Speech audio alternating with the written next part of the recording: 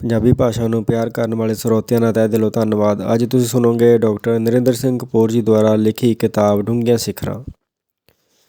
ਵਿੱਦਿਆ ਅਤੇ ਵਿਦਿਆਰਥੀ। ਜੇ ਕਿਸੇ ਅਨਪੜ੍ਹ ਨੂੰ ਪੁੱਛੋ ਕਿਸ ਗੱਲ ਦਾ ਪਛਤਾਵਾ ਹੈ ਤਾਂ ਉਹ ਇਹ ਹੀ ਕਹੇਗਾ ਕਿ ਪੜ੍ਹਿਆ ਨਹੀਂ ਹੋਇਆ। ਵਿੱਦਿਆ ਨੇ ਅਜੇ ਤੱਕ ਕਿਸੇ ਦਾ ਨੁਕਸਾਨ ਨਹੀਂ ਕੀਤਾ। ਵਿੱਦਿਆ ਦਾ ਮੁੱਖ ਉਦੇਸ਼ ਸਾਨੂੰ ਗਿਆਨ ਦੇਣਾ ਵੀ ਹੈ ਅਤੇ ਸਾਨੂੰ ਆਪਣੀ ਅਗਿਆਨਤਾ ਤੋਂ ਜਾਣੂ ਕਰਵਾਉਣਾ ਵੀ ਹੈ।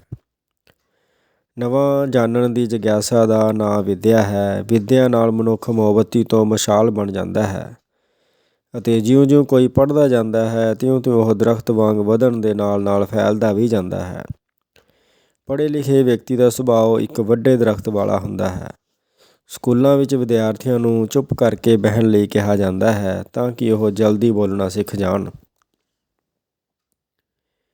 ਬੋਲਣ ਦੇ ਅਰਥ ਗੱਲਬਾਤ ਤੋਂ ਹਨ। ਗੱਲਬਾਤ ਇਸ ਲਈ ਜੀਵਨ ਦਾ ਸ਼ਿੰਗਾਰ ਹੁੰਦੀ ਹੈ ਕਿਉਂਕਿ ਇਸ ਰਾਹੀਂ ਸਾਡੀ ਯੋਗਤਾ ਪ੍ਰਗਟ ਹੁੰਦੀ ਹੈ। ਕਾਲਜਾਂ ਵਿੱਚ ਵਿਦਿਆਰਥੀਆਂ ਨੂੰ ਦੂਜਿਆਂ ਦੇ ਵਿਚਾਰਾਂ ਅਤੇ ਸੰਕਲਪਾਂ ਨੂੰ ਸੁਣਨਾ, ਸਮਝਣਾ ਅਤੇ ਗ੍ਰਹਿਣ ਕਰਨਾ ਸਿਖਾਇਆ ਜਾਂਦਾ ਹੈ। ਅਸੀਂ ਸੁਣੇ ਪੜ੍ਹੇ ਵਿਚਾਰਾਂ ਅਨੁਸਾਰ ਆਪਣੀ ਰਾਏ ਉਸਾਰਦੇ ਅਤੇ ਪ੍ਰਤੀਕਰਮ ਪ੍ਰਗਟਾਉਂਦੇ ਹਾਂ। ਯੂਨੀਵਰਸਿਟੀ ਵਿੱਚ ਯਤਨ ਕੀਤਾ ਜਾਂਦਾ ਹੈ ਕਿ ਵਿਦਿਆਰਥੀ ਬੋਲਣ ਅਤੇ ਸੁਣਨ ਦੇ ਨਾਲ-ਨਾਲ ਸੋਚਣ ਵੀ ਲੱਗ ਜਾਣ। ਇੱਥੇ ਵਿਦਿਆਰਥੀਆਂ ਨੂੰ ਸਾਂਝਾ ਉਸਾਰਨ ਅਤੇ ਵਖਰੇਵਿਆਂ ਨੂੰ ਸਹਿਣ ਦੀ ਸਿਖਲਾਈ ਦਿੱਤੀ ਜਾਂਦੀ ਹੈ। ਸੋਚਣ ਦਾ ਕਾਰਜ ਪੜ੍ਹਨ ਸੁਣਨ ਨਾਲੋਂ ਔਖਾ ਹੁੰਦਾ ਹੈ। ਜੇ ਸੋਚਣ ਦੀ ਯੋਗਤਾ ਨਾ ਹੋਵੇ ਤਾਂ ਇਹ ਆਦਤ ਯੂਨੀਵਰਸਿਟੀ ਵੀ ਨਹੀਂ ਪਾ ਸਕਦੀ।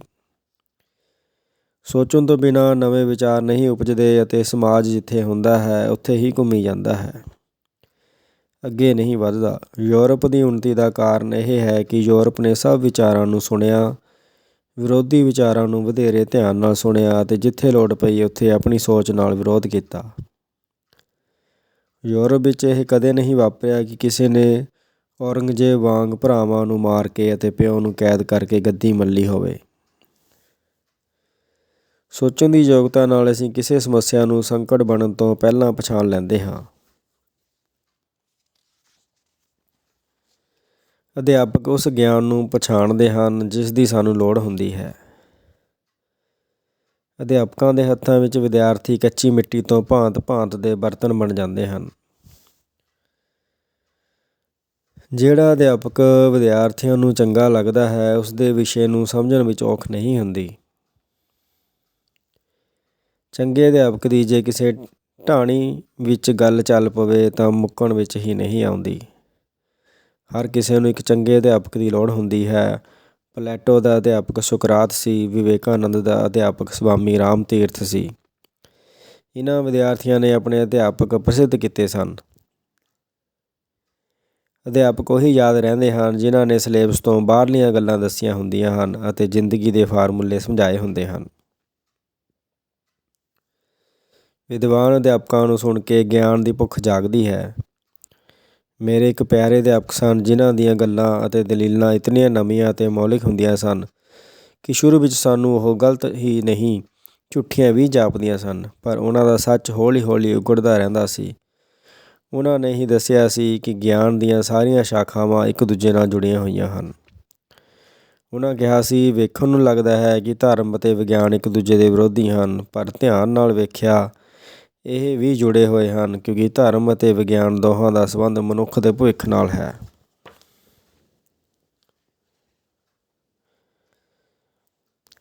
ਦੋਵੇਂ ਮਨੁੱਖ ਲਈ ਸਵਰਗ ਦੀ ਕਲਪਨਾ ਕਰਦੇ ਹਨ। ਧਰਮ ਇਸ ਧਰਤੀ ਤੋਂ ਪਰੇ ਦੇ ਸਵਰਗ ਦੀ ਅਤੇ ਵਿਗਿਆਨ ਇਸ ਧਰਤੀ ਉੱਤੇ ਹੀ ਸਵਰਗ ਉਸਾਰਨ ਦੀ ਗੱਲ ਕਰਦਾ ਹੈ।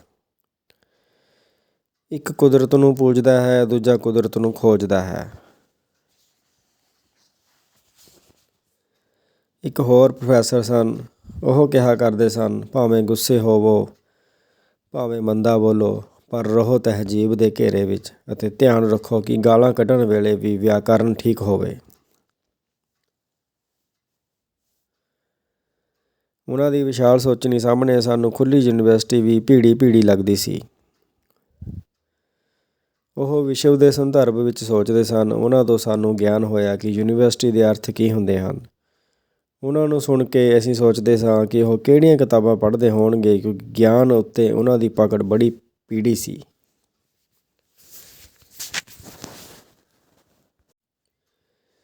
ਵਿੱਦਿਆ ਨਾਲ ਮਨੁੱਖ ਦੀ ਜੀਵਨ ਦੇ ਹਰ ਵਰਤਾਰੇ ਉੱਤੇ ਪ੍ਰਗਟ ਪੀੜ੍ਹੀ ਹੋ ਜਾਂਦੀ ਹੈ, ਕਿਉਂਕਿ ਵਿੱਦਿਆ ਜ਼ਿੰਦਗੀ ਦੇ ਉਹਨਾਂ ਰੰਗਾਂ, ਭੇਤਾਂ, ਅਰਥਾਂ ਆਦਿ ਨੂੰ ਜਾਣਨ ਦਾ ਵਸੀਲਾ ਹੁੰਦੀ ਹੈ ਜਿਹੜੇ ਉਂਝ ਸਾਡੀ ਪਕੜ ਵਿੱਚ ਨਹੀਂ ਆਉਂਦੇ। ਮਨੁੱਖ ਉਸ ਦਿਨ ਬਾਂਦਰ ਨਹੀਂ ਸੀ ਰਿਹਾ ਜਿਸ ਦਿਨ ਉਸਨੇ ਕਿਤਾਬ ਫੜ ਲਈ ਸੀ। ਬਾਂਦਰ ਨੂੰ ਕਿਤਾਬ ਦਿਓ, ਝੱਟ ਪਾੜ ਦੇਵੇਗਾ। ਬਾਂਦਰਾਂ ਅਤੇ ਮਨੁੱਖਾਂ ਵਿਚਕਾਰ ਅੰਤਰ ਕਿਤਾਬ ਨੂੰ ਪਾੜਨ ਅਤੇ ਪੜ੍ਹਨ ਦਾ ਹੈ। ਵਿਦਿਅਕ ਸੰਸਥਾਵਾਂ ਵਿੱਚ ਕਿਤਾਬਾਂ ਰਾਹੀਂ ਮੁੱਖ ਤੌਰ 'ਤੇ ਸਮਝਣ, ਬੋਲਣ, ਪੜ੍ਹਨ, ਲਿਖਣ ਦਾ ਅਨੁਸ਼ਾਸਨ ਅਤੇ ਸੰਜਮ ਸਿਖਾਇਆ ਜਾਂਦਾ ਹੈ। ਜੇ ਵਿਦਿਆਰਥੀ ਅਨੁਸ਼ਾਸਨ ਅਤੇ ਸੰਜਮ ਨਾ ਸਿੱਖਣ ਤਾਂ ਕੁਝ ਵੀ ਸਿੱਖਣ ਦਾ ਕੋਈ ਲਾਭ ਨਹੀਂ ਹੁੰਦਾ। ਮਨੁੱਖ ਨੂੰ ਮੁੱਢਲਾ ਗਿਆਨ ਆਪਣੇ ਘਰ ਪਰਿਵਾਰ ਤੋਂ, ਵਿਸ਼ਵ ਵਿਆਪੀ ਗਿਆਨ ਵਿਦਿਅਕ ਸੰਸਥਾਵਾਂ ਤੋਂ ਅਤੇ ਵਿਹਾਰਕ ਗਿਆਨ ਸੰਸਾਰ ਤੋਂ ਪ੍ਰਾਪਤ ਹੁੰਦਾ ਹੈ। ਗਿਆਨ ਪ੍ਰਾਪਤੀ ਦਾ ਕਾਰਜ ਸਾਰਾ ਜੀਵਨ ਚੱਲਦਾ ਹੈ ਅਤੇ ਇਹ ਭਾਵੁਕਤਾ ਤੋਂ ਬੌਧਿਕਤਾ ਵੱਲ, ਵਿਖਾਵੇ ਤੋਂ ਸਾਦਗੀ ਵੱਲ, ਜੋਸ਼ ਤੋਂ ਹੋਸ਼ ਵੱਲ, ਬੋਲਣ ਤੋਂ ਚੁੱਪ ਵੱਲ, ਲੈਣ ਤੋਂ ਦੇਣ ਵੱਲ ਚੱਲਦਾ ਹੈ। ਕੋਈ ਵੀ ਜਮਾਂਦਰੂ ਲਾਇਕ ਨਹੀਂ ਹੁੰਦਾ, ਨਾ ਹੀ ਕੋਈ ਆਪੇ ਵਿਦਵਾਨ ਬਣ ਜਾਂਦਾ ਹੈ, ਨਾ ਹੀ ਕੋਈ ਦੇਸ਼ ਆਪੇ ਖੁਸ਼ਹਾਲ ਬਣਦਾ ਹੈ। ਇਹ ਗੁਣ ਯਤਨ ਨਾਲ, ਪੜ੍ਹਨ ਨਾਲ ਹੋਂਦ ਵਿੱਚ ਆਉਂਦੇ ਹਨ। ਜਿਵੇਂ ਜਵਾਨਾਂ ਨੂੰ ਜ਼ਿੰਮੇਵਾਰ ਬਣਾਉਣ ਲਈ ਬਜ਼ੁਰਗਾਂ ਦਾ ਇਸ ਸੰਸਾਰ ਤੋਂ ਰਵਾਨਾ ਹੋਣਾ ਜ਼ਰੂਰੀ ਹੁੰਦਾ ਹੈ, ਉਵੇਂ ਹੀ ਨਵੇਂ ਵਿਚਾਰਾਂ ਲਈ ਥਾਂ ਬਣਾਉਣ ਵਾਸਤੇ ਥੱਕ ਚੁੱਕੇ ਵਿਚਾਰਾਂ ਨੂੰ ਵਿਦਾ ਕਰਨਾ ਲਾਜ਼ਮੀ ਹੁੰਦਾ ਹੈ। ਮੌਲਿਕਤਾ ਪਰੰਪਰਾ ਨੂੰ ਸੱਜਰਾ ਰੱਖਦੀ ਹੈ। ਮੌਲਿਕਤਾ ਤੋਂ ਬਿਨਾਂ ਪਰੰਪਰਾ ਬੋਝ ਬਣ ਜਾਂਦੀ ਹੈ। ਜਦੋਂ ਜਾਤ ਪਾਤ ਵਿੱਚ ਮੌਲਿਕਤਾ ਸੀ ਤਾਂ ਲੋਹਾਰਾਂ, ਤਰਖਾਣਾਂ ਨੇ ਕਮਾਲ ਦੀ ਕਲਾ ਦੇ ਨਮੂਨੇ ਸਿਰਜੇ ਸਨ। ਉਹ ਕਲਾਕਾਰ ਸਨ, ਪਰ ਜਦੋਂ ਮੌਲਿਕਤਾ ਮੁੱਕ ਗਈ ਤਾਂ ਜਾਤ ਪਾਤ ਬੋਝ ਬਣਨ ਕਰਕੇ ਨਿੰਦਣਯੋਗ ਹੋ ਗਈ। ਛਾਪੇਖਾਨੇ ਨੇ ਸ਼ਹਿਰੀ ਸੱਭਿਅਤਾ ਦੀ ਨੀਂਹ ਰੱਖੀ ਹੈ ਅਤੇ ਵਿੱਦਿਆ ਦੇ ਪੱਖੋਂ ਛਾਪੇਖਾਨੇ ਨੇ ਪਰੰਪਰਾਵਾਂ, ਰਸਮਾਂ, ਰੀਤਾਂ ਆਦਿ ਦੇ ਪ੍ਰਭਾਵਾਂ ਅਧੀਨ ਉਪਰਾਮ, ਉਦਾਸ ਅਤੇ ਥੱਕੇ ਹੋਏ ਸਮਾਜਾਂ ਨੂੰ ਮੁੜ ਜਵਾਨ ਕਰਕੇ ਵਿਕਾਸ ਦੇ ਰਾਹ ਪਾਇਆ ਹੈ। ਭਾਰਤ ਦੀ ਮਹਿਮਾ ਇਸ ਕਰਕੇ ਹੈ ਕਿਉਂਕਿ ਭਾਰਤ ਨੇ ਸਦੀਵੀ ਅਤੇ ਡੂੰਘੇ ਪ੍ਰਸ਼ਨਾਂ ਦੇ ਡੂੰਘੇ ਅਤੇ ਸਦੀਵੀ ਉੱਤਰ ਦਿੱਤੇ ਹਨ। ਜਿਹੜੇ ਪ੍ਰਸ਼ਨ ਸਾਡੇ ਗੁਰੂਕੁਲਾਂ, ਨਾਲੰਦਾ ਅਤੇ ਟੈਕਸਲਾ ਵਿੱਚ ਵਿਚਾਰੇ ਗਏ, ਉਹ ਵਿਸ਼ਵ ਵਿੱਚ ਹੋਰ ਕਿਧਰੇ ਨਹੀਂ ਵਿਚਾਰੇ ਗਏ। ਭਾਰਤ ਵਿੱਚ ਹਰ ਪ੍ਰਸ਼ਨ ਨੂੰ ਆਤਮਾ ਪਰਮਾਤਮਾ ਦੀ ਸਿਖਰ ਤੱਕ ਸੋਚਿਆ ਗਿਆ ਹੈ। ਪੁਰਾਤਨ ਭਾਰਤ ਵਿੱਚ ਅਧਿਆਪਕ ਨੂੰ ਰਿਸ਼ੀ ਕਿਹਾ ਜਾਂਦਾ ਸੀ। ਇੱਕ ਵਾਰੀ ਇੱਕ ਸ਼ਿਸ਼ ਨੇ ਪੁੱਛਿਆ, ਉਹ ਕਿਹੜੀ ਸ਼ਕਤੀ ਹੈ ਜਿਸ ਨਾਲ ਅਸੀਂ ਇੱਧਰ ਉੱਧਰ ਜਾਂਦੇ ਅਤੇ ਕਾਰਜ ਕਰਦੇ ਹਾਂ? ਰਿਸ਼ੀ ਨੇ ਕਿਹਾ, ਸੂਰਜ ਉਹ ਸ਼ਕਤੀ ਹੈ ਜਿਹੜੀ ਜੀਵਾਂ ਨੂੰ ਚਲਾਉਂਦੀ ਅਤੇ ਕਾਰਜਸ਼ੀਲ ਬਣਾਉਂਦੀ ਹੈ।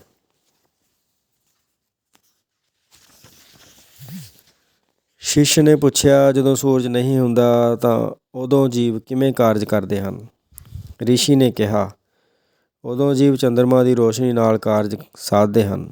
ਸ਼ਿਸ਼ ਨੇ ਪੁੱਛਿਆ, ਜਦੋਂ ਸੂਰਜ ਅਤੇ ਚੰਦਰਮਾ ਦੋਵੇਂ ਨਹੀਂ ਹੁੰਦੇ ਉਦੋਂ ਕਿਵੇਂ ਹੁੰਦਾ ਹੈ?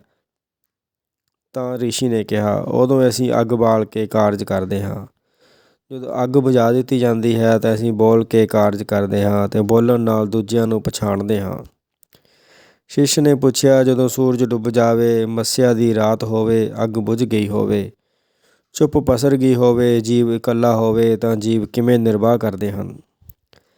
ਰਿਸ਼ੀ ਨੇ ਕਿਹਾ, ਫਿਰ ਅਸੀਂ ਅੰਦਰਲੇ ਸਰੋਤਾਂ ਨਾਲ, ਮਨ ਦੇ ਬਲ ਨਾਲ, ਬੁੱਧੀ ਦੀ ਸ਼ਕਤੀ ਨਾਲ ਅਤੇ ਅੰਤ ਵਿੱਚ ਆਤਮਾ ਦੀ ਰੋਸ਼ਨੀ ਨਾਲ ਕਾਰਜ ਕਰਦੇ ਹਾਂ। ਇਸ ਉਪਰੰਤ ਕਿਸੇ ਹੋਰ ਰੋਸ਼ਨੀ ਦੀ ਲੋੜ ਨਹੀਂ ਰਹਿੰਦੀ, ਕਿਉਂਕਿ ਆਤਮਾ ਪਰਦੇ ਵਾਂਗ ਹੈ ਜਿਸ ਉੱਤੇ ਭਾਂਤ ਭਾਂਤ ਦੇ ਵਿਚਾਰ ਅਤੇ ਪਰਛਾਵੇਂ ਉਪਜਦੇ ਹਨ।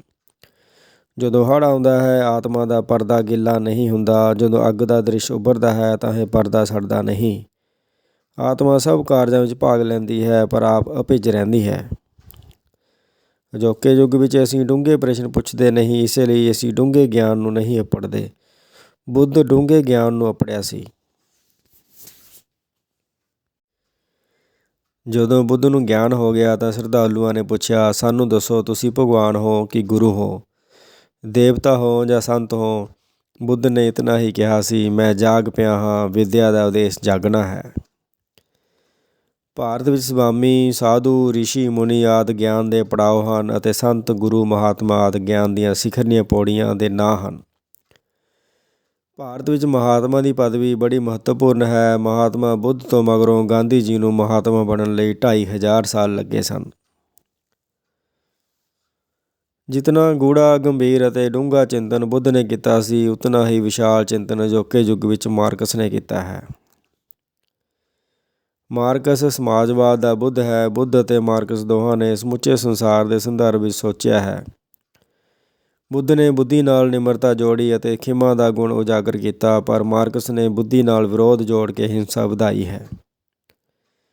ਬੁੱਧ ਸੰਸਾਰ ਦਾ ਪਹਿਲਾ ਤੇਜਸਵੀ ਚਿੰਤਕ ਸੀ। ਸੁਕਰਾਤ ਸੰਸਾਰ ਦਾ ਪਹਿਲਾ ਮਹਾਨ ਅਧਿਆਪਕ ਸੀ।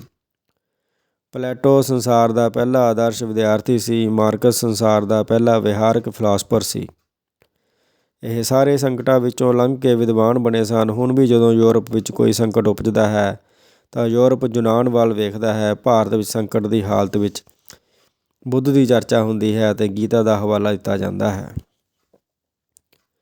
ਗੀਤਾ ਵਿਸ਼ਵਾਸ ਆਧਾਰਿਤ ਨਹੀਂ, ਗਿਆਨ ਆਧਾਰਿਤ ਹੈ। ਵਿਸ਼ਵਾਸ ਕਰਨ ਵਾਲੇ ਕੇਵਲ ਧਰਮ ਦੇ ਖੇਤਰ ਵਿੱਚ ਸਫਲ ਹੁੰਦੇ ਹਨ। ਬਾਕੀ ਖੇਤਰਾਂ ਵਿੱਚ ਵਿਸ਼ਵਾਸ ਦਾ ਕੋਈ ਮਹੱਤਵਪੂਰਨ ਰੋਲ ਨਹੀਂ ਹੈ। ਸਮਾਜ ਵਿੱਚ ਵੱਖ-ਵੱਖ ਕਿੱਤਿਆਂ ਦਾ ਮਹੱਤਵ ਇਸ ਆਧਾਰ 'ਤੇ ਉਸਰਦਾ ਹੈ ਕਿ ਉਸ ਕਿੱਤੇ ਵਿੱਚ ਲੱਗੇ ਲੋਕ ਦੂਜਿਆਂ ਲਈ ਕੀ ਕਰਦੇ ਹਨ। ਇਸੇ ਆਧਾਰ ਉੱਤੇ ਸਾਡੇ ਸਮਾਜ ਵਿੱਚ ਅਧਿਆਪਕ, ਡਾਕਟਰ ਅਤੇ ਫੌਜ ਦਾ ਮਹੱਤਵ ਵਕੀਲ, ਪੁਲਿਸ ਅਤੇ ਰਾਜਨੀਤੀ ਨਾਲੋਂ ਵਧੇਰੇ ਹੈ। ਅਮਰੀਕਾ ਵਿੱਚ ਅੱਗ ਬੁਝਾਉਣ ਵਾਲਿਆਂ ਦਾ ਮਹੱਤਵ ਸਭ ਤੋਂ ਉੱਚਾ ਹੈ, ਕਿਉਂਕਿ ਉਹ ਆਪ ਭਾਵੇਂ ਸੜ ਜਾਣ, ਕਿਸੇ ਨੂੰ ਝੁਲਸਣ ਨਹੀਂ ਦਿੰਦੇ। ਇਵੇਂ ਹੀ ਵਿਸ਼ਿਆਂ ਦਾ ਮਹੱਤਵ ਹੁੰਦਾ ਹੈ। ਫਿਲਾਸਫੀ, ਮੈਥੇਮੈਟਿਕਸ ਅਤੇ ਇਤਿਹਾਸ ਬੁਨਿਆਦੀ ਵਿਸ਼ੇ ਹਨ। ਫਿਲਾਸਫੀ ਸਦੀਵੀ ਸਮੱਸਿਆ ਸੰਬੰਧੀ ਚਿੰਤਨ ਕਰਦੀ ਹੈ। ਇਤਿਹਾਸ ਰਾਹੀਂ ਅਤੀਤ ਦੀ ਸਮਝ ਨਾਲ ਅਸੀਂ ਆਪਣਾ ਭਵਿੱਖ ਵਿਉਂਤਦੇ ਹਾਂ। ਮੈਥੇਮੈਟਿਕਸ ਨਾਲ ਵਿਗਿਆਨੀ ਦੱਸਦੇ ਹਨ ਕਿ ਕੁਦਰਤ ਚੱਲਦੀ ਕਿਵੇਂ ਹੈ। ਪੁਸਤਕਾਂ ਵੀ ਇਸ ਆਧਾਰ 'ਤੇ ਪੜ੍ਹੀਆਂ ਅਤੇ ਪ੍ਰਵਾਨ ਕੀਤੀਆਂ ਜਾਂਦੀਆਂ ਹਨ ਕਿ ਉਹ ਸਾਨੂੰ ਨਵੀਂ ਸੂਝ ਕਿਤਨੀ ਦਿੰਦੀਆਂ ਹਨ।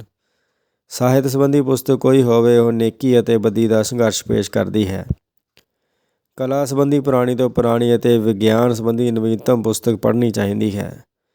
ਜਿੱਥੇ ਅਮੀਰੀ ਹੁੰਦੀ ਹੈ, ਉੱਥੇ ਕਲਾ ਅਤੇ ਸੰਗੀਤ ਹੁੰਦਾ ਹੈ, ਜਦੋਂ ਕਿ ਗਰੀਬ ਸਮਾਜਾਂ ਦੇ ਲੋਕਾਂ ਦਾ ਉਦੇਸ਼ ਕੇਵਲ ਪੈਸਾ ਕਮਾਉਣਾ ਹੁੰਦਾ ਹੈ, ਪੁਸਤਕਾਂ ਪੜ੍ਹਨਾ ਨਹੀਂ।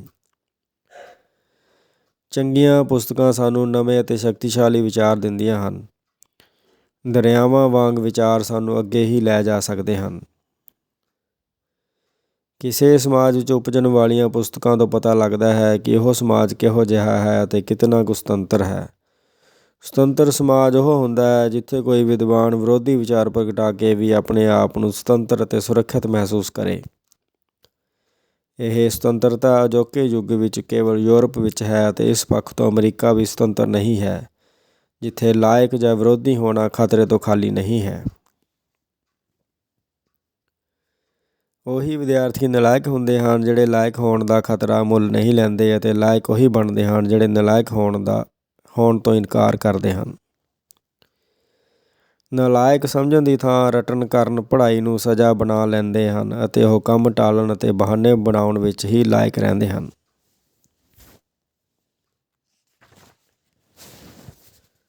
ਵੇਖਿਆ ਗਿਆ ਹੈ ਕਿ ਯਾਤਰਾ ਵਿੱਚ ਨੀਂਦਰ ਟੁੱਟਦੇ ਰਹਿਣ ਕਾਰਨ ਕੇਵਲ 5 ਕੁ ਘੰਟੇ ਹੀ ਸੁੱਤਾ ਜਾਂਦਾ ਹੈ। ਵਪਾਰੀ 8 ਘੰਟੇ ਤੋਂ ਵੱਧ ਸੌਂ ਹੀ ਨਹੀਂ ਸਕਦੇ। ਲਾਇਕ ਵਿਦਿਆਰਥੀ ਲਗਭਗ 7 ਘੰਟੇ ਹੀ ਸੌਂਦੇ ਹਨ, ਜਦੋਂ ਕਿ ਨਲਾਇਕਾਂ ਦਾ 11 ਘੰਟੇ ਤੋਂ ਘੱਟ ਸੌਣ ਨਾਲ ਸਰਦਾ ਹੀ ਨਹੀਂ। ਨਲਾਇਕ ਇਮਤਿਹਾਨਾਂ ਤੋਂ ਨਹੀਂ, ਨਤੀਜਿਆਂ ਤੋਂ ਡਰਦੇ ਹਨ। ਆਤਮਘਾਤ ਨਤੀਜੇ ਉਪਰੰਤ ਹੀ ਕੀਤੇ ਜਾਂਦੇ ਹਨ। ਖੁੱਲ੍ਹੇ ਪੈਸਿਆਂ ਕਾਰਨ ਨਲਾਇਕ ਵੀ ਨਲਾਇਕ ਬਣ ਜਾਂਦੇ ਹਨ। ਜਿਹੜੇ ਪੜ੍ਹਦੇ ਹਨ ਉਹ ਭੈੜੇ ਕੰਮਾਂ ਤੋਂ ਬਚੇ ਰਹਿੰਦੇ ਹਨ, ਪਰ ਜਿਹੜੇ ਭੈੜੇ ਕੰਮ ਕਰਦੇ ਹਨ ਉਹ ਪੜ੍ਹਨ ਤੋਂ ਬਚਦੇ ਰਹਿੰਦੇ ਹਨ। ਜਿਵੇਂ ਅਦਾਲਤਾਂ ਵਿੱਚ ਬਜ਼ੁਰਗ ਜੱਜ ਅਤੇ ਫੌਜ ਵਿੱਚ ਦਰਸ਼ਨੀ ਜਵਾਨ ਫੱਬਦੇ ਹਨ, ਉਵੇਂ ਹੀ ਵਿੱਦਿਅਕ ਸੰਸਥਾਵਾਂ ਵਿੱਚ ਲਾਇਕ ਵਿਦਿਆਰਥੀ ਅਤੇ ਗਿਆਨ ਨਾਲ ਭਰੇ ਹੋਏ ਵਿਦਵਾਨ ਫੱਬਦੇ ਹਨ। ਗਿਆਨ ਦਾ ਬੋਝ ਨਹੀਂ ਹੁੰਦਾ, ਪ੍ਰਭਾਵ ਹੁੰਦਾ ਹੈ। ਗਿਆਨ ਦੇਣ ਵਾਲੇ ਅਤੇ ਲੈਣ ਵਾਲੇ ਦੋਹਾਂ ਦਾ ਬੋਝ ਘਟਾਉਂਦਾ ਹੈ। ਗਿਆਨ 2 ਪ੍ਰਕਾਰ ਦਾ ਹੁੰਦਾ ਹੈ: ਪੁਸਤਕਾਂ ਦਾ ਉਪਜਾਇਆ ਅਤੇ ਕਾਰਜਾਂ ਦਾ ਸਿਰਜਿਆ। ਗਿਆਨ ਦੀ ਭੁੱਖ ਤੋਂ ਬਿਨਾਂ ਕੋਈ ਵਿਦਿਆਰਥੀ ਨਹੀਂ ਬਣਦਾ, ਲੜਕਾ ਜਾਂ ਲੜਕੀ ਹੀ ਰਹਿੰਦੀ ਹੈ। ਆਪਣੇ ਲੰਮੇ ਅਧਿਆਪਨ ਦੇ ਅਨੁਭਵ ਦੇ ਆਧਾਰ ਉੱਤੇ ਮੈਂ ਵੇਖਿਆ ਹੈ ਕਿ ਵਿਦਿਆਰਥੀ 3 ਪ੍ਰਕਾਰ ਦੇ ਹੁੰਦੇ ਹਨ: ਜਾਗੇ ਹੋਏ, ਜਾਗ ਰਹੇ ਅਤੇ ਸੁੱਤੇ ਹੋਏ। ਜਾਗੇ ਹੋਇਆਂ ਨੂੰ ਲੱਭਦੇ ਹਨ। ਇਹ ਵੱਖਰੇਪਣ ਅਤੇ ਨਿਆਰੇਪਣ ਦੀ ਭਾਲ ਵਿੱਚ ਕਿਤਾਬਾਂ ਨੂੰ ਢੀਕ ਲਾ ਕੇ ਪੀ ਜਾਂਦੇ ਹਨ। ਜਾਗ ਰਹੇ ਕੁਝ ਜਾਗਣ ਲੱਗਣ ਉੱਤੇ ਜਾਗ ਪੈਂਦੇ ਹਨ। ਜਾਗ ਰਹੇ ਕੁਝ ਜਾਗ ਲੱਗਣ ਉੱਤੇ ਜਾਗ ਪੈਂਦੇ ਹਨ, ਬਾਕੀ ਸੁੱਤਿਆਂ ਨੂੰ ਵੇਖ ਕੇ ਜਾਗਣ ਦੀ ਲੋੜ ਦੇ ਬਾਵਜੂਦ ਸੁੱਤੇ ਰਹਿੰਦੇ ਹਨ। ਤੀਜੀ ਕਿਸਮ ਦੇ ਉਹ ਹੋਣਹਾਰ ਵਿਦਿਆਰਥੀ ਹੁੰਦੇ ਹਨ ਜਿਹੜੇ ਸੁੱਤੇ ਹੋਏ ਹੀ ਵਿਦਿਆਰਥੀ ਲੱਗਦੇ ਹਨ। ਉਂਝ ਇਹ ਬੜੇ ਸਿਆਣੇ ਹੁੰਦੇ ਹਨ, ਪਰ ਦਾਖਲਾ ਲੈਂਦਿਆਂ ਹੀ ਮੂਰਖ ਬਣ ਜਾਂਦੇ ਹਨ। ਇਹ ਬੇਸੁਰੇ ਸਾਜ਼ਾਂ ਵਾਂਗ ਵੱਜਦੇ ਹਨ। ਇਹਨਾਂ ਗੁਬਾਰਿਆਂ ਵਿੱਚ ਹੋਰ ਹਵਾ ਨਹੀਂ ਭਰੀ ਜਾ ਸਕਦੀ। ਇਹ ਮੋਹਰੀ ਵਾਲੇ ਘੜੇ ਹੁੰਦੇ ਹਨ। ਇਹਨਾਂ ਵਿੱਚ ਕੁਝ ਵੀ ਸਾਂਭਣ ਦੀ ਸਮਰੱਥਾ ਨਹੀਂ ਹੁੰਦੀ। ਇਹ ਸਾਬਿਤ ਕਰ ਦਿੰਦੇ ਹਨ ਕਿ ਸਿਆਣਪ ਤੋਂ ਬਿਨਾਂ ਚੁੱਪ ਰਹਿਣਾ ਸੰਭਵ ਨਹੀਂ ਹੁੰਦਾ। ਵਿਦਿਅਕ ਸੰਸਥਾਵਾਂ ਵਿੱਚ ਸਾਡੇ ਗੁਣ ਦੋਸ਼ ਦੋਵੇਂ ਉਘੜ ਆਉਂਦੇ ਹਨ। ਇੱਥੇ ਮੂਰਖ ਹੋਣ ਦਾ ਨਾਟਕ ਤਾਂ ਚੱਲ ਜਾਂਦਾ ਹੈ, ਪਰ ਸਿਆਣੇ ਹੋਣ ਦਾ ਪਖੰਡ ਬਿਲਕੁਲ ਨਹੀਂ ਚੱਲਦਾ। ਮੂਰਖਾਂ ਅਤੇ ਨਲਾਇਕਾਂ ਵਿੱਚ ਅੰਤਰ ਇਹ ਹੁੰਦਾ ਹੈ ਕਿ ਨਲਾਇਕ ਕੁਝ ਚਿਰ ਆਰਾਮ ਵੀ ਕਰਦੇ ਹਨ। ਕਈ ਅਧਿਆਪਕ ਵੀ ਅਧਿਆਪਕਾਂ ਵਜੋਂ ਬੜੀਆਂ ਸਿਆਣੀਆਂ ਗੱਲਾਂ ਕਰਦੇ ਹਨ, ਪਰ ਪ੍ਰਿੰਸੀਪਲ ਜਾਂ ਮੁਖੀ ਲੱਗਦਿਆਂ ਹੀ ਮੂਰਖਾਂ ਵਾਲਾ ਵਿਹਾਰ ਕਰਨ ਲੱਗ ਪੈਂਦੇ ਹਨ। ਵਿੱਦਿਆ ਦਾ ਉਦੇਸ਼ ਮੂਰਖਾਂ ਦੀ ਮੂਰਖਤਾ ਨੂੰ ਰੋਕਣਾ ਵੀ ਹੁੰਦਾ ਹੈ, ਨਹੀਂ ਤਾਂ ਮੂਰਖਤਾ ਸਮਾਜ, ਦੇਸ਼ ਅਤੇ ਮੂਰਖਾਂ ਲਈ ਵੀ ਇੱਕ ਖਤਰਾ ਬਣ ਜਾਂਦੀ ਹੈ। ਵਿਦਵਾਨ ਅਧਿਆਪਕ ਦਾ ਗਿਆਨ ਖਿਮਾ ਦੀ ਭਾਵਨਾ ਵਾਲਾ, ਉਦਾਰ ਅਤੇ ਵਿਸ਼ਾਲ ਹੁੰਦਾ ਹੈ, ਜਦੋਂ ਕਿ ਥੋੜ੍ਹੇ ਗਿਆਨ ਵਾਲੇ ਅਧਿਆਪਕ ਦੇ ਸ਼ਬਦਾਂ ਵਿੱਚ ਚੋਭਾਂ ਹੁੰਦੀਆਂ ਹਨ। ਕਈ ਅਧਿਆਪਕਾਂ ਨਾਲ ਵਿਦਿਆਰਥੀ ਸਾਰਾ ਜੀਵਨ ਰਿਸ਼ਤਾ ਬਣਾਈ ਰੱਖਦੇ ਹਨ। ਮੈਨੂੰ ਉਹ ਅਧਿਆਪਕ ਕਦੇ ਨਹੀਂ ਭੁੱਲਦੇ ਜਿਨ੍ਹਾਂ ਨੇ ਆਪਣੀ ਪੁਰਾਣੀ ਡਿਕਸ਼ਨਰੀ ਮੈਨੂੰ ਦਿੱਤੀ ਸੀ ਅਤੇ ਵਿਸ਼ਵਕੋਸ਼ ਵੇਖਣਾ ਸਿਖਾਇਆ ਸੀ। ਸਮੁੱਚਾ ਵਿਦਿਆਰਥੀ ਜੀਵਨ ਚਿੰਤਾ ਅਤੇ ਲਾਪਰਵਾਹੀ ਦੋਹਾਂ ਨਾਲ ਰੰਗਿਆ ਹੋਣ ਕਰਕੇ ਯਾਦ ਰਹਿੰਦਾ ਹੈ। ਅਸੀਂ ਪੜ੍ਹਾਈ ਦੌਰਾਨ ਸਿੱਖੇ ਗਿਆਨ ਨੂੰ ਯਾਦ ਨਹੀਂ ਰੱਖਦੇ, ਰੱਖਦੇ ਹਾਂ ਆਪਣੀਆਂ ਸ਼ਰਾਰਤਾਂ ਅਤੇ ਮੂਰਖਤਾਵਾਂ। ਵਿਸ਼ਵ ਵਾਂਗ ਸਾਡੇ ਦੇਸ਼ ਵਿੱਚ ਵੀ ਵਿੱਦਿਆ ਪ੍ਰਾਪਤੀ ਦੇ 3 ਪੜਾਅ ਹਨ: ਸਕੂਲ, ਕਾਲਜ ਅਤੇ ਯੂਨੀਵਰਸਿਟੀ। ਇਹਨਾਂ ਤਿੰਨਾਂ ਦਾ ਯੋਗਦਾਨ ਵੱਖਰਾ ਵੱਖਰਾ ਹੁੰਦਾ ਹੈ।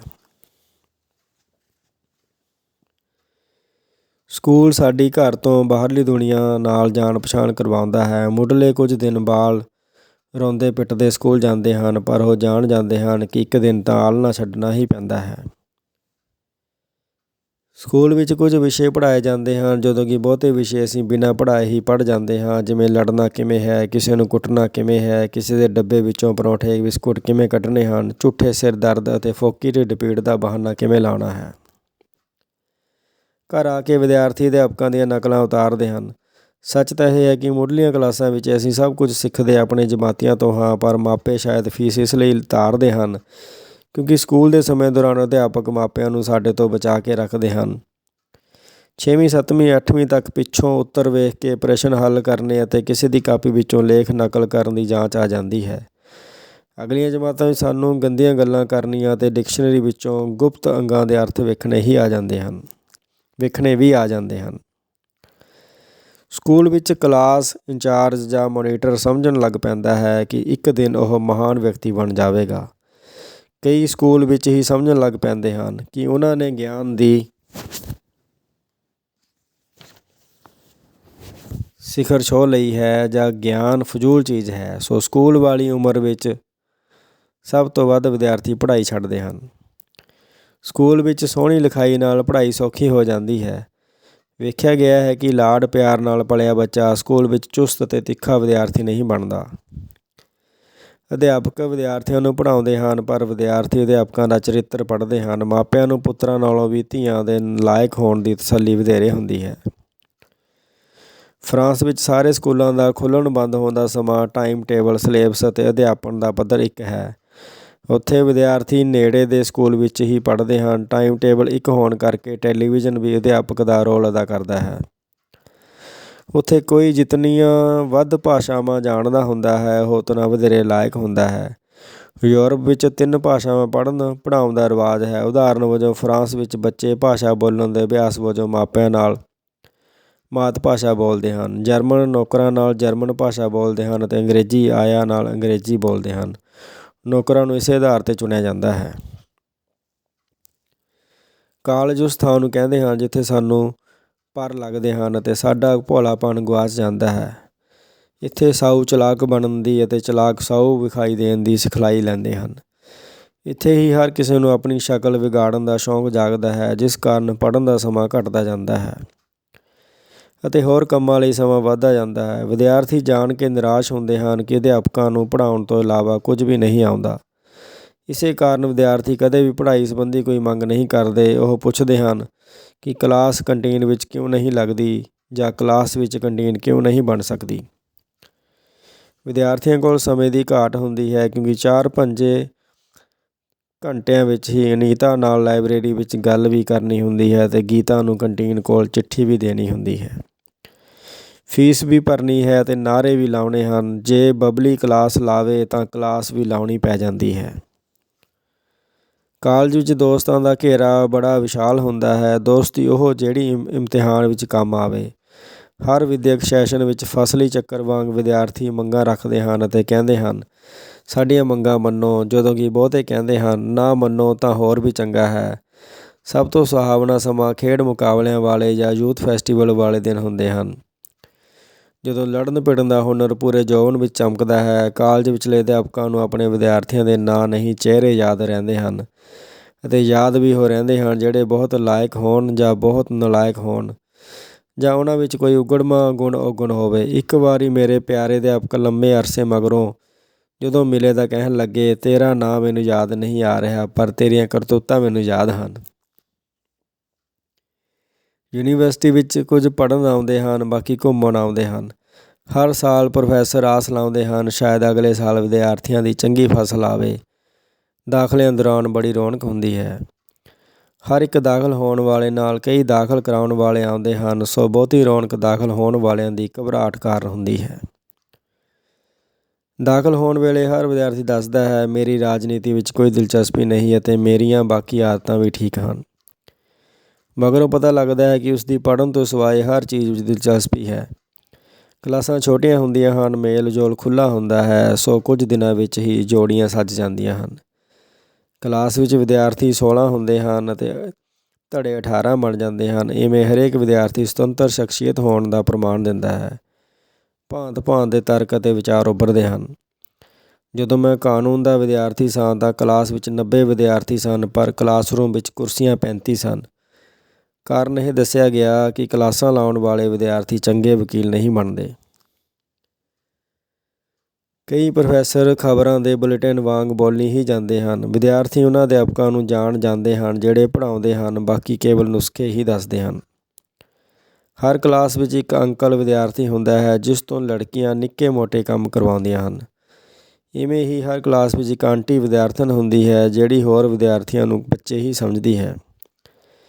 ਕਈ ਲੋਹਾ ਹੁੰਦੇ ਹਨ, ਡਿਗਰੀਆਂ ਬੜੀਆਂ ਲੈਂਦੇ ਹਨ, ਪਰ ਸੋਨਾ ਨਹੀਂ ਬਣਦੇ। ਕਈ ਖਾਨਦਾਨੀ ਵਿਦਿਆਰਥੀ ਹੁੰਦੇ ਹਨ, ਉਹ ਕਲਾਸਾਂ ਬਦਲ ਬਦਲ ਕੇ ਯੂਨੀਵਰਸਿਟੀ ਦੀ ਵਿਦਿਆਰਥੀ ਰਾਜਨੀਤੀ ਚਲਾਉਂਦੇ ਹਨ। ਹੋਸਟਲਾਂ ਦੀ ਰਾਜਨੀਤੀ ਵਿੱਚੋਂ ਉਹ ਮੋਢੇ ਉੱਭਰਦੇ ਹਨ, ਜਿਹੜੇ ਮਗਰੋਂ ਸਮੁੱਚੇ ਅਤੇ ਵਿਸ਼ਾਲ ਦੇਸ਼ ਦਾ ਬੋਝ ਚੁੱਕਦੇ ਹਨ। ਹੋਸਟਲ ਵਿੱਚ ਹਰ ਭਾਂਤ ਦਾ ਮਾਹਿਰ ਅਤੇ ਨਮੂਨਾ ਮਿਲ ਜਾਂਦਾ ਹੈ।